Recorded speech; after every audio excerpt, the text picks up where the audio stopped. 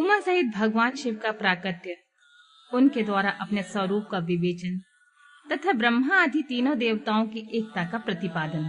ब्रह्मा जी कहते हैं, नारद, भगवान विष्णु के द्वारा की हुई अपनी स्तुति सुनकर करुणानिधि महेश्वर बड़े प्रसन्न हुए और उमा देवी के साथ सहसा वहां प्रकट हो गए। उस समय उनके 5 मुख, प्रत्येक मुख में 3-3 नेत्र शोभा पाते थे। भाल देश में चंद्रमा का मुकुट सुशोभित था। सिर पर जटा धारण किए हुए गौरवर्ण विशाल नेत्र शिव ने अपने संपूर्ण अंगों में विभूति लगा रखी थी। उनकी 10 भुजाएं थीं। कंठ में नील चिन्ह था। उनके शरीर अंग समस्त आभूषण से विभूषित थे। उस सर्वांग सुंदर शिव के मस्तक भस्ममय त्रिपुंड से अंकित थे।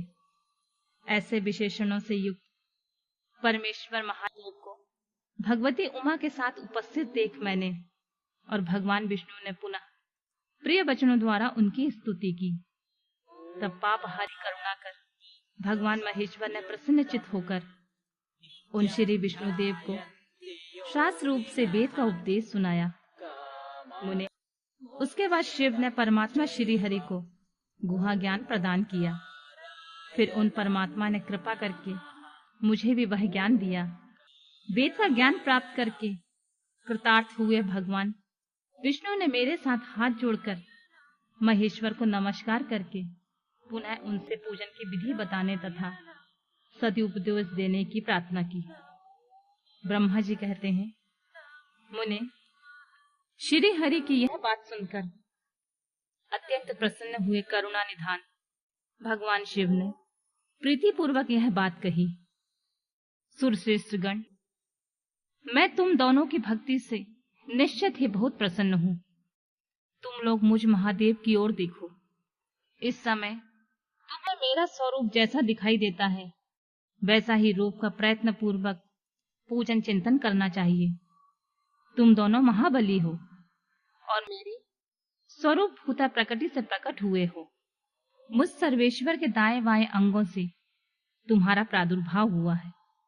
ये लोक पितामह ब्रह्मा मेरे दाहिने पार्श्व से उत्पन्न हुए हैं और तुम विष्णु मुझ परमात्मा के वांग पार्श्व से प्रकट हुए हो। मैं तुम दोनों पर भली भांति प्रसन्न हूँ और तुम्हें मनोवांछित वर देता हूँ। मेरी आज्ञा से तुम दोनों की मुझ में सुदृढ़ भक्ति है। ब्राह्मण, तुम मेरी आज्ञा का पालन करते हुए जगत की सृष्टि करो। वत्स विष्णु, तुम इस चराचर जगत का पालन करते रहो। ऐसा कहकर भगवान शंकर ने हमें पूजा की उत्तम विधि प्रदान की, जिसके अनुसार पूजित होने पर वे पूजक को अनेक प्रकार के फल देते हैं। शंभु की उपयुक्त बात सुनकर मेरे सहित श्री हरि ने महेश्वर को हाथ जोड़कर प्रणाम करके कहा, प्रभु, यदि हमारे प्रति आपके हृदय में प्रीति उत्पन्न हुई है और यदि आप हमें वर देना आवश्यक समझते हैं तो हम यही वर मांगते हैं कि आप में हम दोनों की सदा अनन्य और अविचल भक्ति बनी रहे। ब्रह्मा जी कहते हैं, मुने, श्री हरि की यह बात सुनकर भगवान हर ने पुनः मस्तक झुकाकर प्रणाम करके हाथ जोड़े खड़े हुए उन नारायण देव से कहा, मैं सृष्टि पालन और संहार का करता हूँ, सगुण और निर्गुण हूँ तथा सच्चिदानंद स्वरूप निर्विकार पर ब्रह्म परमात्मा हूँ। विष्णु, सृष्टि रक्षा और प्रलय रूप गुणों अथवा कार्यों के भेद से ही ब्रह्मा विष्णु और रुद्र के नाम धारण करके 3 स्वरूपों में विभक्त हुआ हूँ। वास्तव में मैं सदा निष्कल हूँ। विष्णु, तुमने और ब्रह्मा ने मेरे अवतार के निमित्त जो स्तुति की है, तुम्हारी उस प्रार्थना को मैं अवश्य सच्ची करूंगा, क्योंकि मैं भक्त वत्सल हूँ। ब्राह्मण, मेरा ऐसा ही परम उत्कृष्ट रूप तुम्हारे शरीर से इस लोक में प्रकट होगा, जो नाम से रुद्र कहलाएगा। रुद्र की सामर्थ्य मुझ में कम नहीं होगी। जो मैं हूं वही यह रुद्र है। पूजा की विधि विधान की दृष्टि से भी मुझ में और उसमें कोई अंतर नहीं है। जैसे ज्योति का जल आदि के साथ संपर्क होने पर भी उसमें स्पर्श दोष नहीं लगता, उसी प्रकार मुझे निर्गुण परमात्मा को भी किसी के संयोग से बंधन नहीं प्राप्त होता। यह मेरा शिव रूप है। जब रुद्र प्रकट होंगे तब वे भी शिव के तुल्य होंगे। महामुने, उनमें और शिव के परायेपन का भेद नहीं करना चाहिए। वास्तव में एक ही रूप में सब जगत में व्यवहार निर्वाह के लिए दो रूप में विभक्त हो गया। अतः शिव और रुद्र में कभी भेद बुद्धि नहीं करनी चाहिए। वास्तव में सारा दृश्य ही मेरे विचार से शिव रूप है। मैं, तुम, ब्रह्मा तथा जो ये रुद्र प्रकट हुए हैं, वे सब के सब एक रूप है। इनमें भेद नहीं है। भेद मानने पर अवश्य ही बंधन होगा। तथापि मेरा शिव रूप ही सनातन है। यही सदा सब रूपों का मूलभूत कहा गया है। यह सत्य, ज्ञान और अनंत ब्रह्मा है। ऐसा जानकर सदा मेरे मन में यथार्थ स्वरूप का दर्शन करना चाहिए। ब्राह्मण, सुनो, मैं तुम्हें एक गोपनीय बात बता रहा हूँ। मैं स्वयं ब्रह्मा जी की भ्रुकुटी से प्रकट होऊंगा। गुणों में भी मेरा प्राकट्य कहा गया है। जैसा कि लोगों ने कहा है, हर तामस प्रकृति के हैं। वास्तव में उस रूप में अहंकार का वर्णन हुआ है। उस अहंकार को केवल तामस ही नहीं, वैकारिक, सात्विक भी समझना चाहिए, क्योंकि सात्विक देवगण वैकारिक अहंकार की ही सृष्टि है। यह तामस और सात्विक आदि भेद केवल नाम मात्र का है, वस्तुतः नहीं है। वास्तव में हर को तामस नहीं कहा जा सकता। ब्राह्मण, इस कारण से तुम्हें ऐसा करना चाहिए।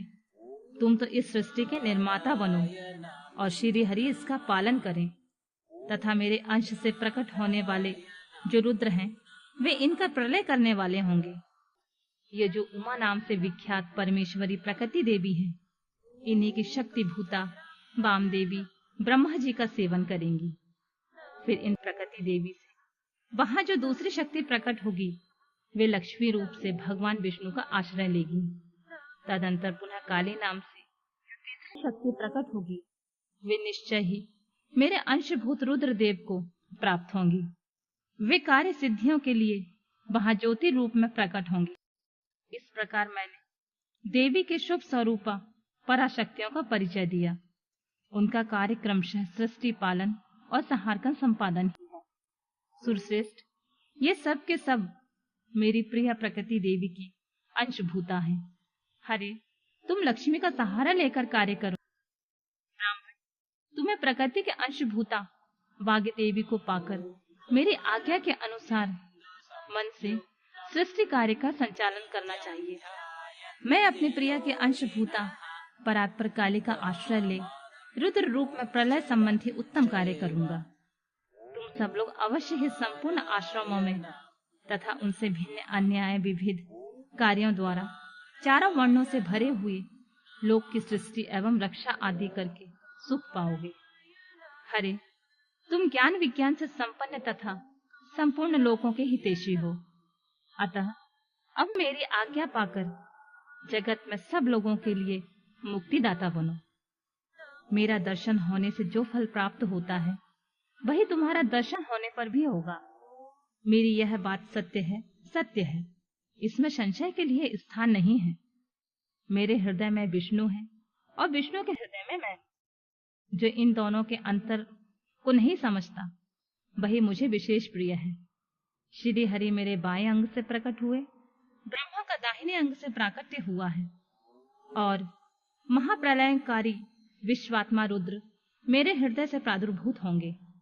विष्णु, मैं और सृष्टि पालन और संहार करने वाले रज आदि विविध गुणों द्वारा ब्रह्मा, विष्णु और रुद्र नाम से प्रसिद्ध हो तीन रूपों में पृथक पृथक प्रकट होता हूँ। साक्षात शिव गुणों से भिन्न है।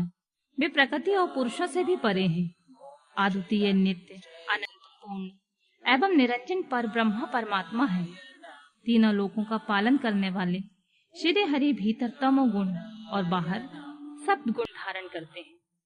त्रिलोकी का संहार करने वाले रुद्रदेव भीतर सत्व गुण और बाहर तमोगुण धारण करते हैं, तथा त्रिभुवन की सृष्टि करने वाले ब्रह्मा जी बाहर और भीतर से रजोगुणी ही हैं। इस प्रकार ब्रह्मा, विष्णु तथा रुद्र इन तीन देवताओं में गुण है, परंतु शिव गुणातीत माने गए हैं। विष्णु, तुम मेरी आज्ञा से इन सृष्टिकर्ता पितामह का प्रसन्नता पूर्वक पालन करो। ऐसा करने से तीनों लोकों में पूजनीय हो जाओगे।